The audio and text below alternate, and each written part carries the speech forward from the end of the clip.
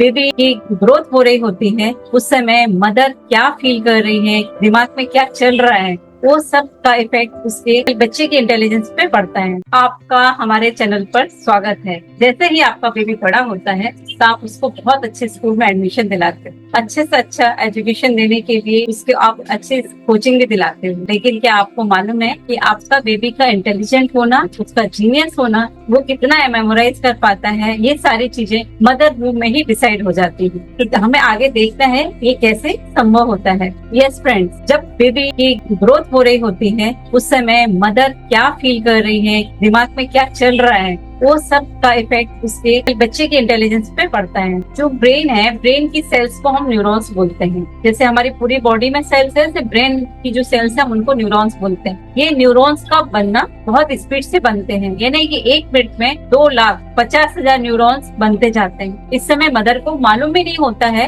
कि वो प्रेग्नेंट है कि नहीं, लेकिन कंसीव होने के 14वें दिन से न्यूरॉन्स का बनना शुरू हो जाता है। अब ये न्यूरॉन्स अपने अकॉर्डिंग कन्वर्ट होते हैं, ये दूसरी प्रक्रिया है। और थर्ड में कि न्यूरॉन्स में कनेक्टिविटी कैसी हो रही है, ये तीनों चीजों के बाद में ही चीजें मेमोराइज होती है ना, न्यूरल पाथवे बन जाता है और बच्चे मेमोराइज करता है चीजों को। और आप जब उस समय मदर यदि अपना भोजन अच्छे से कर रही है, यानी कि वो ओमेगा-3 फ्रूट्स में ले रही है, उसमें प्रोटीन ले रही है, कार्बोहाइड्रेट ले रही है, मिनरल्स ले रही है, बैलेंस डाइट ले रही है, तो ये न्यूरॉन्स बहुत अच्छे से बढ़ते हैं। दूसरा कि ऑक्सीजन प्रॉपर मिल रही है यदि बॉडी में, तो न्यूरॉन्स के बेबी तक भी ऑक्सीजन अच्छे से पहुंच रही है और उस समय भी उसके न्यूरॉन्स अच्छे से बढ़ रहे होते हैं। लेकिन यदि कहीं माँ इधर स्ट्रेस में है तो उसको अपने को स्ट्रेस से बाहर लाना होगा, क्योंकि जैसे कि मदर स्ट्रेस में जाती है तो उसकी बॉडी में 2 प्रकार के केमिकल निकलते हैं, इमरजेंसी हार्मोन्स कहते हैं, एड्रेनल और कोर्टिसोल। इसकी वजह से ग्रोथ रुक जाती है और यही न्यूरॉन्स बेबी को पास ऑन होते हैं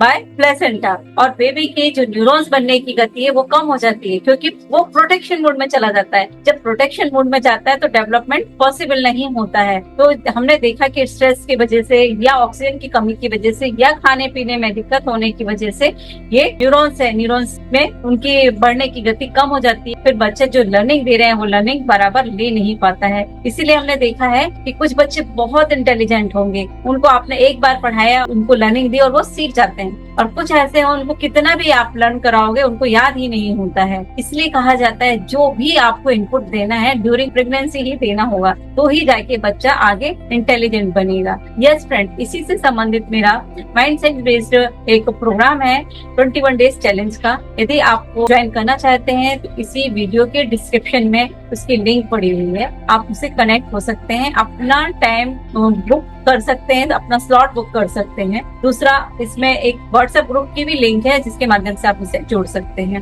यस फ्रेंड्स, और आज के समय में फ्यूचर जनरेशन को हमें बहुत अच्छा बनाना है। इसके लिए ये जो मेरा कोर्स है पूरा साइंटिफिक कोर्स है, जिसके माध्यम से हम मदर को बहुत कूल एंड काम करने की कोशिश करते हैं। जब वो बहुत इजी वे में उसको बाकी चीजें सीखना आसान हो जाता है।